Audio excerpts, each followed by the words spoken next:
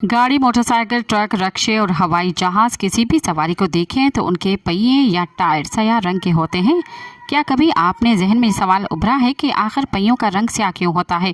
कुदरती तौर पर रबड़ का रंग ऑफ वाइट होता है और गाड़ियों के इब्तदाई मॉडल में भी हल्के रंगों के टायर इस्तेमाल किए गए थे।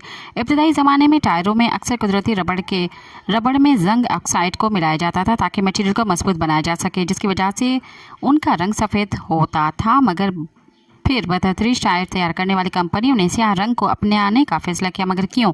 माहिरीन के मुताबिक 1908 के गाड़ी में सफ़ेद टायर इस्तेमाल हुए थे, मगर 1917 में स्याह रंग के पहिए इस्तेमाल होना शुरू हुए। ऐसा उस वक्त हुआ जब कंपनियों की जानिब से कार्बन ब्लैक को कुदरती रबड़ में शामिल किया जाने लगा।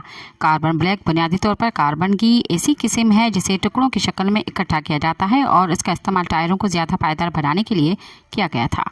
सब्सक्राइब कयो अवामी न्यूज़ HD खे ऐं ताज़ा तरीन ख़बरुनि लाइ ॾिसंदा रहो अवामी न्यूज़ HD।